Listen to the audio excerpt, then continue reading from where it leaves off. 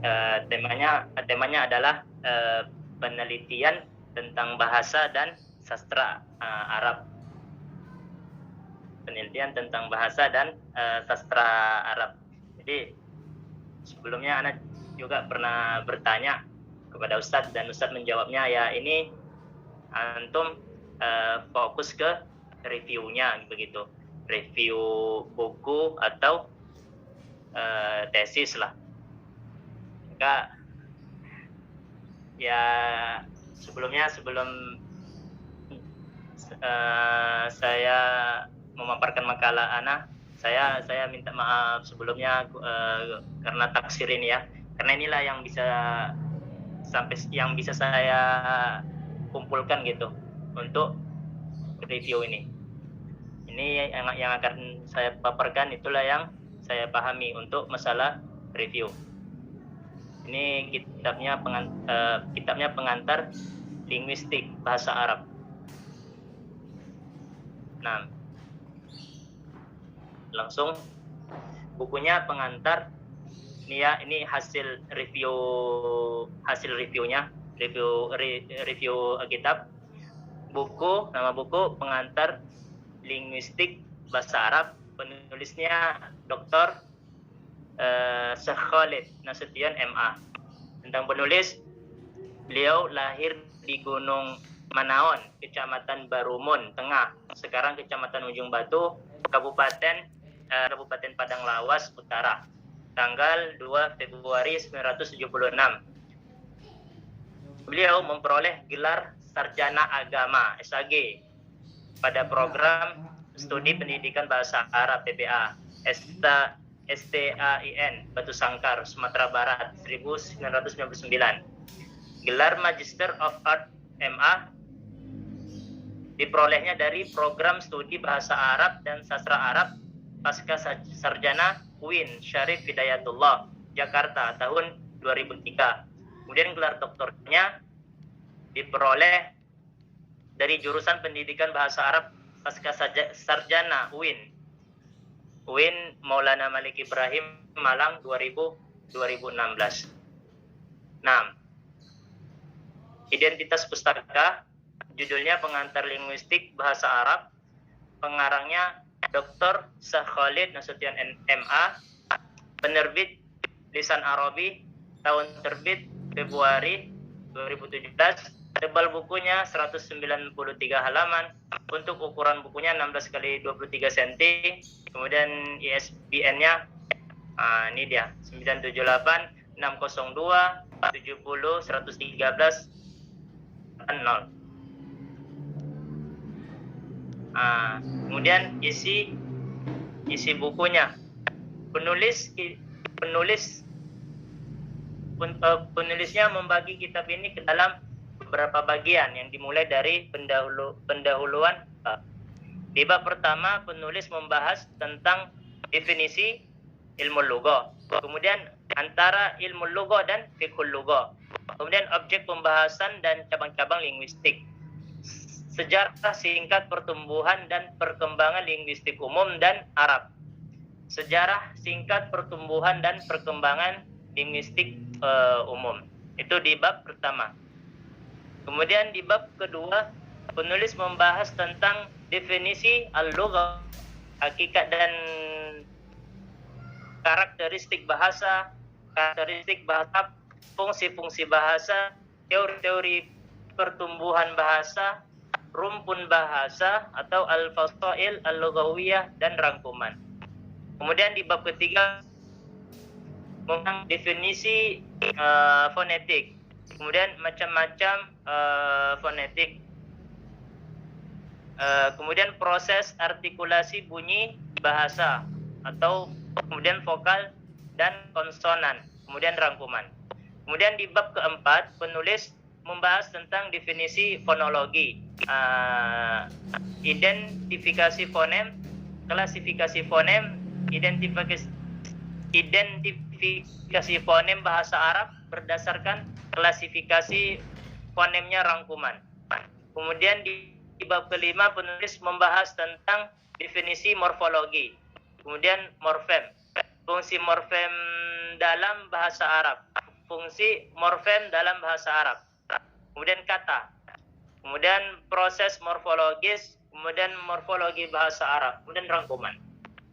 Di bab ke-6, penulis membahas tentang definisi sintaksis, tataran sintaksis, dan hubungan antar tataran sintaksis, sintaksis bahasa Arab, dan rangkuman. Kemudian di bab ke-7, penulis membahas tentang definisi semantik, antara nama arti, kemudian semantik adalah linguistik, kemudian tujuan mempelajari semantik, kemudian jenis-jenis semantik, kemudian bahan makna, relasi makna, kemudian sinonim, kemudian polisemi, kemudian homonim, kemudian antonim, kemudian hiponim, dan rangkuman. Itu bab-bab yang ada di dalam buku ini.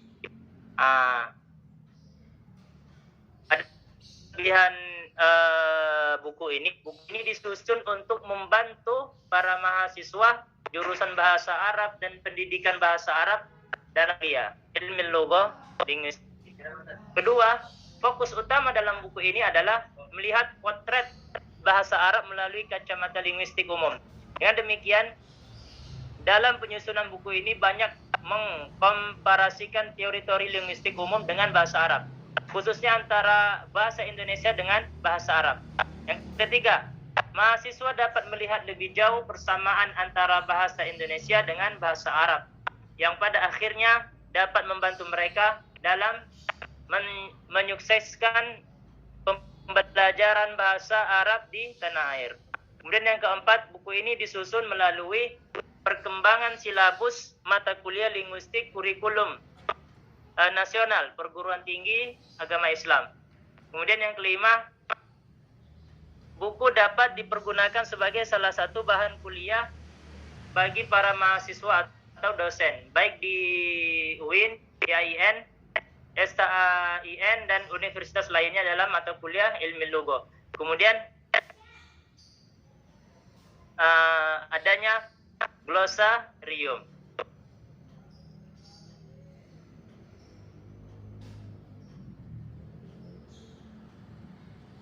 Kemudian kekurangan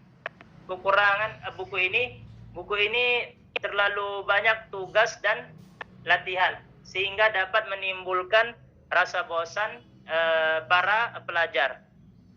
Kemudian yang kedua, tidak menyertai harokat pada kalimat yang dikutip. Relevansinya dengan kajian, ini salah.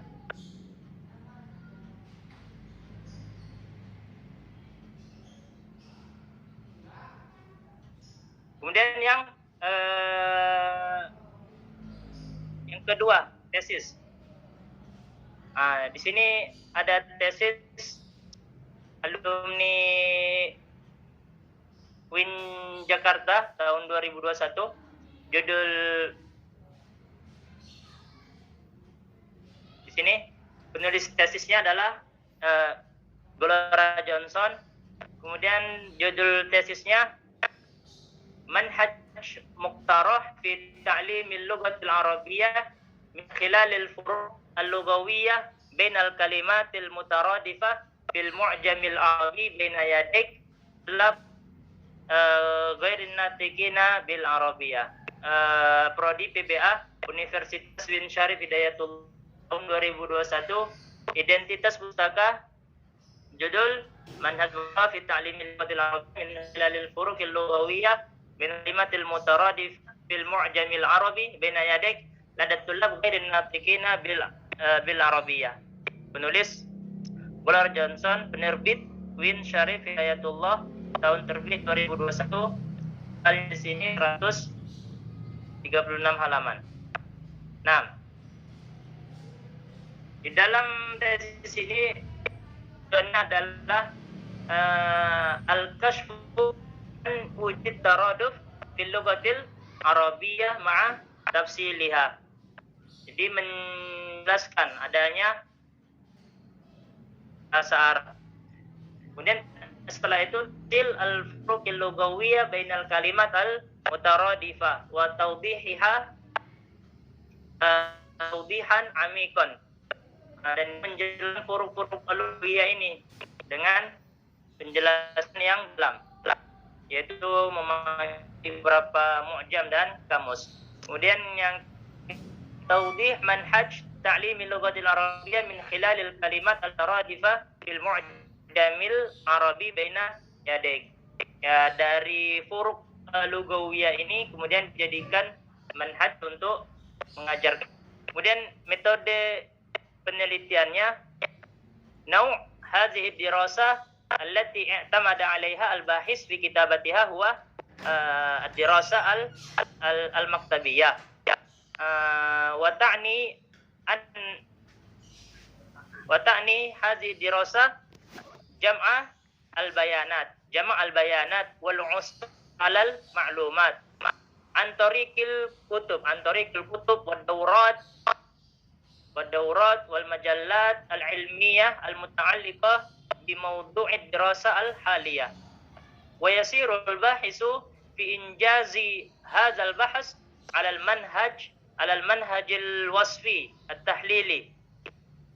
Wa huwa uslubun min asali bit-tahlil al-markaz 'ala ma'lumat kafiyah wa daqiqah an zahirah aw mawdu' muhaddad aw fatrat zamaniyah ma'lumah. Wa zalika min ajli al-husul 'ala nata'ij ilmiyah summa tafsiruha bi tariqatin mawdu'iyyatin. Kemudian temuan risetnya,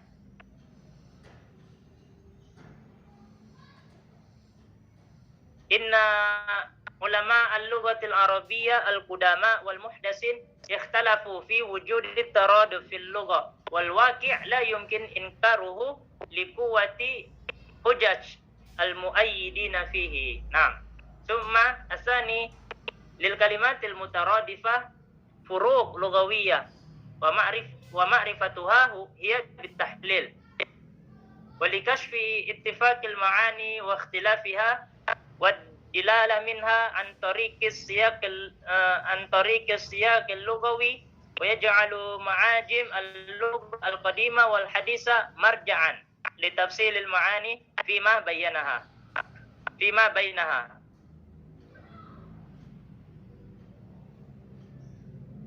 Kemudian asalis wal manhaj al-munasib li ta'limiha huwa an yashraha mu'allimul lughatil arabiyyah ma'na al-mufradat al-mutaradifah liyaqdir at-tullab ala idrak al-furuq al-lughawiyyah bainaha wa la yaktafi al-mudarris bi mufradat fahasb duna zikri muradifiha. Nah, kemudian kelebihan tesis ini, kelebihannya yang pertama menjadi marja, menjadi referensi untuk pengajar bahasa Arab dalam metode pengajaran mufradat yang memiliki sinonim untuk pelajar non-Arab.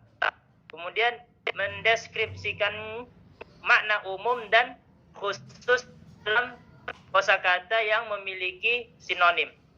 Kemudian yang ketiga, pengambilan contoh dari Al-Quran dan hadis An-Nabawi serta asar dan kebudayaan bangsa Arab yang sahih. Yang keempat, menjadi marja untuk pelajar non-Arab dalam hal membedakan perbedaan linguistik yang terdapat di kosakata yang memiliki sinonim. Yang kelima, yang disertakan membuat pelajar merasa senang dalam belajar kosakata yang memiliki sinonim. Kemudian kekuatan di sini, yang pertama, kosakata yang dianalisis hanya 50 kata. Kemudian metode yang dipakai hanya satu metode. Seharusnya tesis ini menggunakan metode kualitatif dan kuantitatif. Nah, kemudian saya pun tadi lihat-lihat kitab ini juga juga di situ dalam kitab ini juga membantu kita untuk memudahkan. Jadi disebutkannya masalah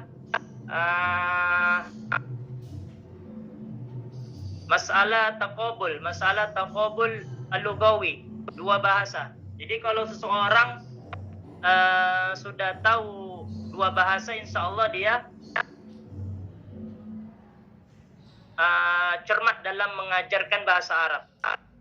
Bagus dia, tahu dia. Contohnya kalau dalam bahasa Indonesia kita ambil contohnya ya. Kalau dalam bahasa Indonesia atau bahasa Inggris, misal bahasa Inggris grand school, maka yang didahulukan di sini adalah sifatnya dulu kan grand, hijau. Kemudian yang mausufnya itu diakhirkan schoolnya. Adapun kalau dia di bahasa Arab kan tidak. Di bahasa Arab itu tidak. Sifat itu tabi. Sifat itu datangnya terakhir gitu. Dan dia mengikuti mausuf. Grand school. Kalau dalam bahasa Arab, ya berarti sifatnya tadi kan diakhirkan, maka kita mengatakan madrasah khadra gitu. Yang penting sifatnya itu di akhir. Beda dengan bahasa Inggris. Grand school bahasa Indonesia sekolah yang hijau. Juga sifatnya yang di akhir juga. Nah, itu yang bisa Ana ambil faedahnya dari review ini. Kurang dan lebihnya mohon maaf saya atas kekurangan review ini. Mohon tambahannya dari. Pada kesempatan kali ini saya akan menjelaskan terlebih dahulu definisi dari korelasi, ANOVA, dan regresi. Selanjutnya saya akan mempraktekkan bagaimana cara menghitungnya menggunakan SPSS. Apa itu yang dimaksud dengan korelasi? Korelasi merupakan teknik analisis yang termasuk dalam salah satu teknik pengukuran asosiasi atau hubungan, measure of association. Pengukuran asosiasi merupakan istilah umum yang mengacu pada sekelompok teknik dalam statistik bivariat yang digunakan untuk mengukur kekuatan hubungan antara dua variabel. Kemudian, dua variabel ini dikatakan berasosiasi jika perilaku variabel yang satu berpengaruh pada variabel yang lain. Dan jika tidak ada pengaruh, maka kedua variabel tersebut disebut independen. Dan korelasi juga bermaksud untuk mengukur kekuatan hubungan antar dua variabel, yaitu kadang lebih atau lebih dari dua variabel ya. Kemudian dengan skala tertentu pengujian. Selanjutnya, kaitan adanya garis regresi. Jika korelasinya positif, maka garis regresinya akan condong ke kanan. Seperti yang di sini, ini contoh gambarnya aja jika digambarkan. Kemudian jika korelasinya negatif, maka garis regresinya akan condong ke kiri. Ini gradien negatif. Di sini variabel X dan variabel Y. Ya. Selanjutnya, kegunaan korelasi. Pengukuran asosiasi berguna untuk mengukur kekuatan dan arah hubungan antara dua variabel atau lebih. Nah, contohnya ketika ingin mengukur hubungan antara variabel motivasi kerja dengan produktivitas, apakah ada hubungan dan korelasi di antara dua variabel ini. Kemudian kualitas layanan dengan kepuasan pelanggan, apa hubungan korelasinya. Dan terakhir, tingkat inflasi dengan IHSG. Ini contoh-contohnya saja. Dan ada pun konsep yang digunakan ketika untuk mengukur korelasi itu derajatnya hubungan kedua variabel itu tidak ada. Kemudian hubungan kedua variabel itu lemah. Kemudian hubungan kedua variabel cukup kuat, ada yang variabelnya kuat dan sangat kuat. Nah, ini untuk rumusnya. Rumusnya R itu berupa koefisien korelasi, kemudian N itu ukuran sampel, dan X-nya itu nilai variabel bebas, dan untuk Y-nya nilai variabel tarikan. Dan ini dasar pengambilan keputusannya. Jika nilai signifikasinya itu berupa lebih kecil daripada 0,05, maka berkolerasi, dan jika nilai signifikasinya 0,05 maka nilainya tidak berkorelasi. Dan ini yang seperti yang sudah dijelaskan tadi, pedoman derajat hubungannya. Nanti kita sinkronkan dengan interpretasi nilai uji korelasinya di SPSS biar lebih paham lagi. Nanti outputnya akan terlihat seperti ini untuk uji korelasi. Kita lihat di bagian signifikannya. Nanti setelahnya kita akan mengetahui apakah ada korelasi antara dua variabel tersebut atau tidak. Baiklah, selanjutnya ANOVA. Apa yang dimaksud dengan ANOVA? Analisis variance atau analysis of variance adalah suatu metode analisis statistika yang termasuk ke dalam cabang statistika inferensi. Analisis of variance atau ANOVA merupakan salah satu teknik analisis multivariate yang berfungsi untuk membedakan rata lebih dari dua kelompok data dengan cara membandingkan variansinya. Kemudian analisis varian juga dapat dilakukan dengan menganalisis data yang berasal dari berbagai macam jenis atau desain penelitian. Analisis varian juga banyak dipergunakan pada penelitian-penelitian yang melibatkan pengujian komparatif, yaitu menguji variabel terikat atau dengan cara membandingkannya pada kelompok-kelompok sampel independen yang diamati. Kemudian penggunaan ANOVA digunakan sebagai alat analisis untuk menguji hipotesis penelitian yang mana menilai adakah perbedaan rata antara kelompok. Hasil akhirnya dari analisis ANOVA adalah nilai F-test atau F-hitung. Nilai F-hitung ini yang nantinya akan dibandingkan dengan nilai pada tabel F. Jika nilai F-hitungnya lebih dari F-tabel, maka dapat disimpulkan bahwa menerima H1 dan menolak H0 atau yang berarti adalah perbedaan bermakna rata pada semua kelompok. Nah, contohnya contoh di ANOVA itu seorang peneliti ingin menilai adakah perbedaan model pembelajaran ABC terhadap hasil pembelajaran mata pelajaran bahasa Arab pada kelas 6. Nah, nanti kita dikelompokkan, masing-masing kelompoknya itu akan menjadi di kelompok 6A, diberlakukan sebagai A, kelas 6B-nya diberi label B, dan kelas 6C-nya diberi labelnya C. Setelah adanya perlakuan tersebut, selama 1 semester kemudian dibandingkan hasil belajar semua kelasnya, yaitu dari A, B, C. Apakah metode belajar ini berhasil atau tidak pada suatu pembelajaran bahasa Arab? Nanti hasil akhirnya itu adalah nilai F hitung. Nilai tersebut dibandingkan dengan nilai dan dalam tabel F dan derajatnya juga. Kebebasan tertentu yaitu degree of freedom. Dan jika F hitungnya itu lebih besar daripada F tabel, maka disimpulkan bahwa menerima H1 yang berarti ada perbedaan secara nyata atau signifikan hasil ujian siswa antar perlakuan model pembelajaran. Nah, apa ciri-cirinya pada ANOVA? Ciri khasnya itu adalah adanya satu atau lebih variabel bebas sebagai faktor penyebab dan satu atau lebih variabel respons sebagai akibat atau efek dari adanya faktor. Contoh penelitiannya, adakah pengaruh metode belajar bahasa Arab terhadap hasil ujian siswa? Seperti yang dicontohkan sebelumnya. Jadi dikelompokkan ke beberapa bagian jenisnya, lalu dibandingkan ratanya. Selanjutnya jenis ANOVA-nya. Jenis ANOVA dibagi berdasarkan faktornya, itu jumlah faktornya atau variabel independen. Yang pertama ada one way ANOVA, yaitu satu variabel independen. Nah, kalau two way-nya ANOVA yaitu dua variabel independen. Dan ada multi-way ANOVA itu lebih dari dua variabel independen. Nah, jika jenis ANOVA berdasarkan variabel dependennya, maka itu dibagi menjadi dua, ANOVA univariate dan ANOVA multivariate.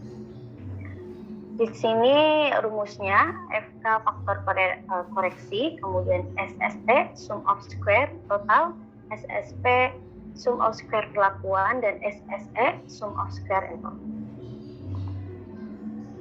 Lalu outputnya akan terlihat seperti ini jika selesai menghitung di ANOVA. Tapi sebelum menghitung di ANOVA, kita terlebih dahulu harus menghitung normalitas. Setelah itu homogenitas, dan selanjutnya baru ANOVA. Dan output untuk ini untuk output normalitasnya, lalu ini homogenitasnya, dan ini untuk ANOVA. Interpretasinya bagaimana? Yaitu jika nilai signifikannya itu lebih besar daripada 0,05, maka data berdistribusi normal. Dan jika nilai signifikannya itu lebih kecil dari 0,05, maka data berdistribusi tidak normal.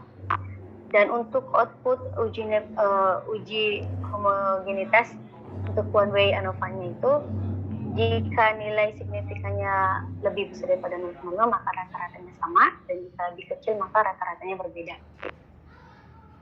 Selanjutnya yang terakhir itu regresi.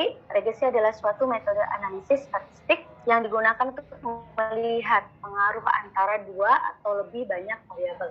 Hubungan variabel tersebut berfungsi fungsional yang diwujudkan dalam suatu model matematis. Dan regresi juga artinya peramalan, penafsiran atau pendugaan, dan pertama kali diperkenalkan oleh Sir Francis Galton pada 1800-an sampai 1900. Dan analisis regresi digunakan untuk menentukan bentuk dari hubungan antar variabel, bentuk antar hubungan variabelnya.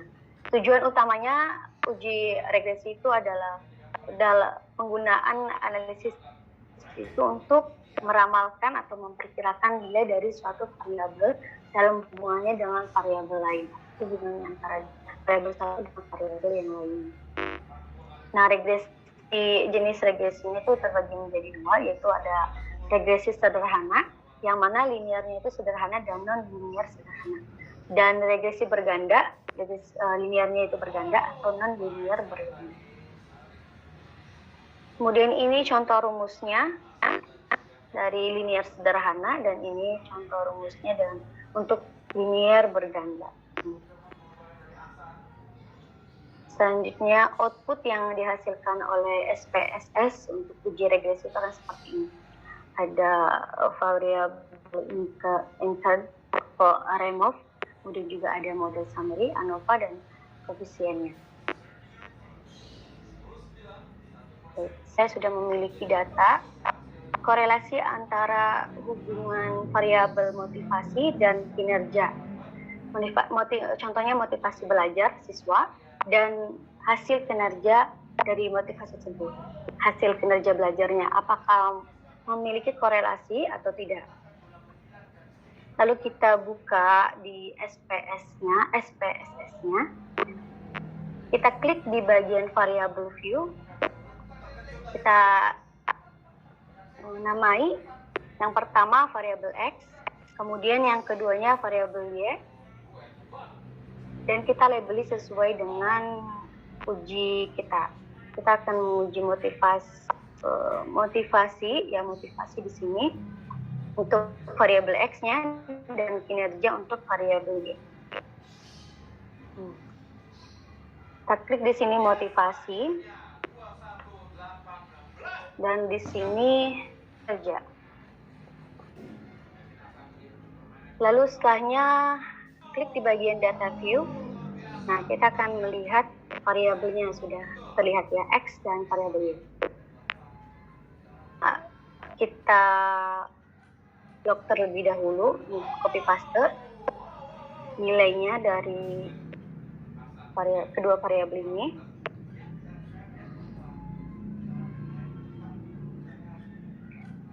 Lalu akan muncul seperti ini ya.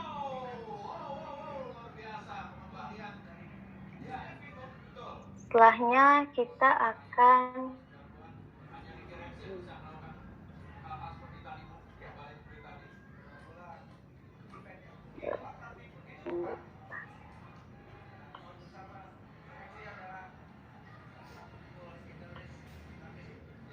apakah sudah terlihat?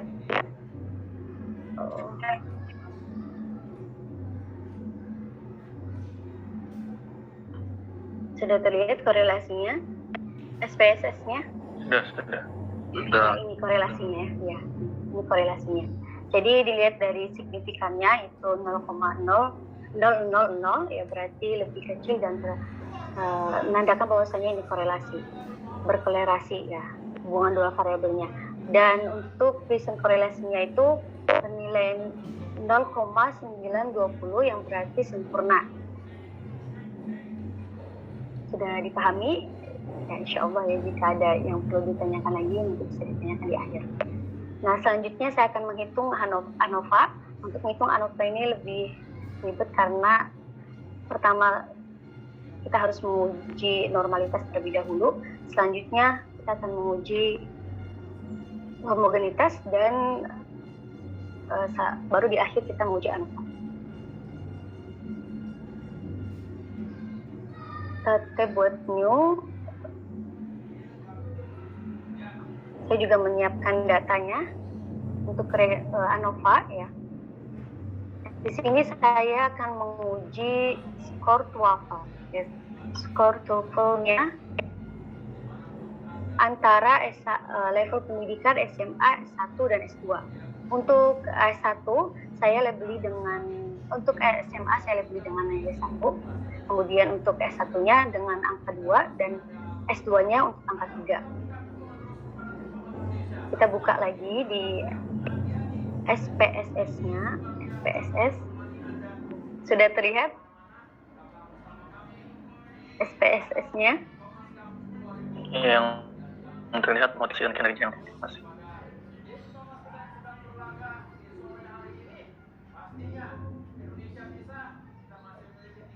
Sudah ada? Masih korelasi, masih tentang korelasi tadi. Masih tentang korelasi.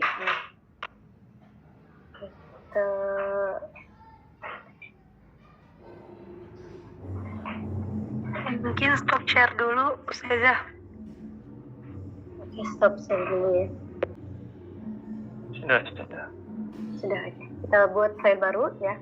Kemudian klik di variable view lagi. Dan untuk namanya kita beri X ya. Dan variabel Y. Nah, labelnya sesuai dengan apa yang ingin kita hitung. Contohnya di sini saya akan menghitung level pendidikan dan juga skor TOEFL-nya.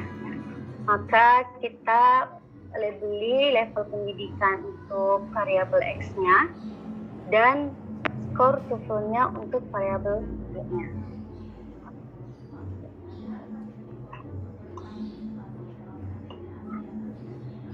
Sini skor.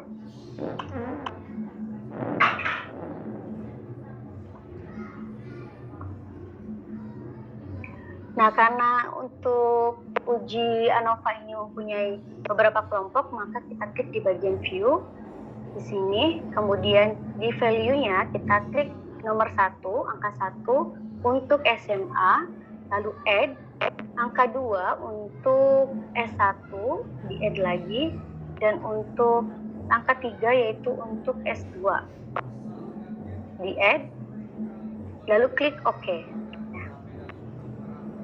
Klik OK, setelahnya kita lihat ke data view ini. Di sini karena kita tidak menggunakan desimal untuk uji skor TOEFL-nya, maka kita 0 ya, dinolkan desimal karena tidak ada desimal. Selanjutnya di data view sudah terlihat antara variabel X-nya dan Y-nya. Ya. Kita klik di bagian analyze-nya. Oh, maaf. Kita copy paste terlebih dahulu datanya. Menurut masyarakat, komplotan ini sering berbuat onar dan keributan. Kelompok geng motor ini juga kerap masing-masing ada 10, jumlahnya ada 10 ya di kelompok-kelompok SMA, S1 sama S2. Kita copy paste. Di sini seperti ini hasilnya.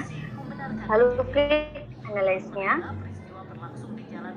Karena kita akan menguji normalitas terlebih dahulu, maka klik di bagian deskriptif statistik dan pilih bagian explore. Untuk score TOEFL-nya kita masukkan ke dependent list, dan untuk level pendidikannya kita masukkan ke factor list. Lalu karena kita ingin menguji normalitas terlebih dahulu, maka klik centang di bagian normalitas spot with test. Continue, dan terakhir kita klik OK. Maka hasilnya akan seperti ini. Sudah terlihat hasilnya? Belum. Masih data X-nya. Di data X. Mungkin di stop. Di sini ada deskripsi dari level pendidikannya. Ada rata-rata, ada minima, ada juga maksimum sampai S1 dan S2. Nah, ini untuk tes normalitasnya hasilnya, yaitu nilai SMA signifikannya dalam 466, kemudian S1-nya 642, dan S2-nya 410. Kita kaitkan lagi di sini.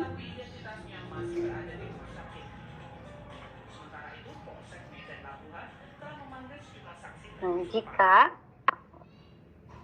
normalitasnya itu berupa lebih besar daripada 0,5, maka data distribusinya normal. Tadi nilainya kan 0,466, berarti distribusinya normal ya. Dan ini untuk selanjutnya kita akan menguji di homogenitas dan one way ANOVA. Kita lihat kembali di bagian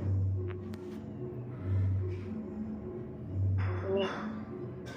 Aksi signifikannya itu kan 4,66, kemudian 0,642, 0,410. Berarti distribusinya normal. Kita lihatnya di signifikannya. Oke. Selanjutnya kita akan menguji homogenitas dan ANOVA. Jika kita menghitung homogenitas, maka sekaligus kita bisa menghitung ANOVA-nya. Kita close dulu.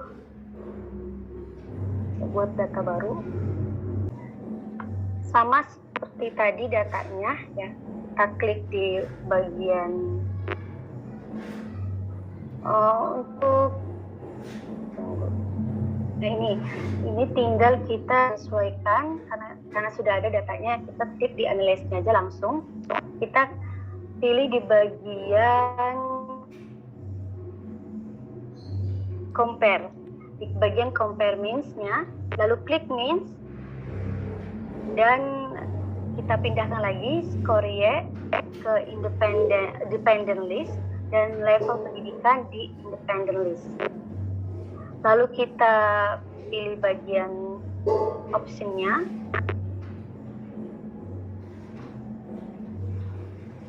Bagian stylenya.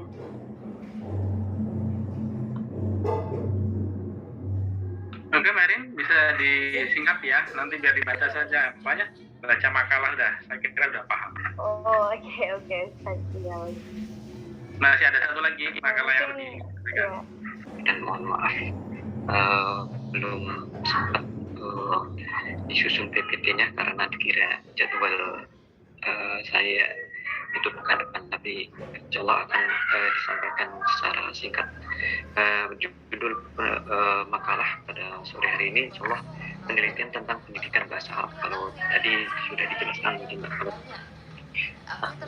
penelitian tentang sastra bahasa Arab. Nah, sekarang penelitian tentang pendidikan bahasa Arab.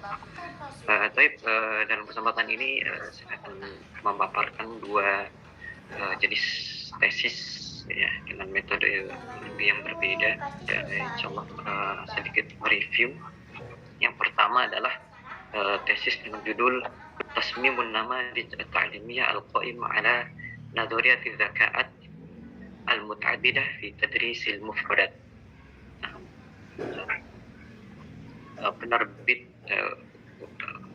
Win Syarifidatullah, Prodi Magister Pendidikan Bahasa Arab tahun 2021, penulis Hendo Ayono Kusuma. dengan jumlah halaman 109 halaman.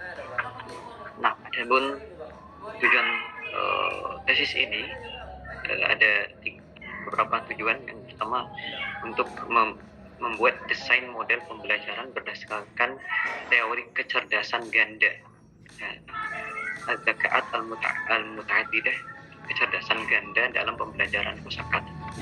Kemudian yang kedua, keefektifan model pembelajaran dalam kegiatan belajar mengajar atau KBM. Yang ketiga, kesan siswa terhadap model ini ketika KBM. Dan yang terakhir, analisis isi buku bahasa Arab Ayo Belajar Bahasa Arab karya Firman Hamdan. Kemudian dalam tesis ini kerangkanya biasa pertama pendahuluan, teori di bab 2, dan langsung ke metode penelitian. Dalam tesis ini penulis menggunakan madkhal al-kammi, metode penelitian kualitatif atau qualitative research method, dan al-madkhal al-kayfi, metode penelitian kualitatif atau qualitative research method. Nah, dan jenis penelitian ini merupakan penelitian R&D karena penelitian ini digunakan untuk melihat sejauh mana keefektifan model pembelajaran dengan asas kecerdasan ganda dalam pembelajaran produk dan pengembangannya. Nah, kemudian untuk instrumen sendiri biasa menggunakan tes, angket, observasi, dan dokumentasi.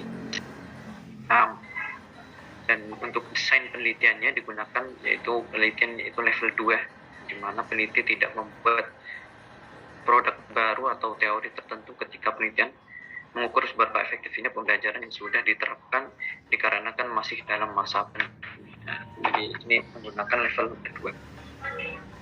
Kemudian untuk desain penelitian itu bagaimana menggunakan langkah di mana peneliti mengadakan pre-eksperimen atau pre-experimental design dengan cara acak terhadap populasi atau sampel siswa. Adapun rancangan pre-eksperimennya, peneliti menggunakan one group pre-test post-test, di mana peneliti sebelumnya memberikan pre-test kepada kelompok yang akan diberikan diberikan, kemudian peneliti melakukan pelakuan atau treatment. Setelah selesai pelakuan, peneliti memberikan post-test. Nah, besarnya pengaruh perlakuan dapat diketahui secara lebih akurat dengan cara membandingkan antara hasil pre-test dengan post-test. Nah, ini secara garis besarnya. Kemudian untuk metode analisa data menggunakan SPSS 22. Peneliti juga mengadakan pre-test dan post-test untuk mengetahui jumlah keefektifan penerapan model ini dalam pembelajaran mufradat dengan menggunakan rumus min. Pertama rumus min, kemudian rata-rata, kemudian rumus n.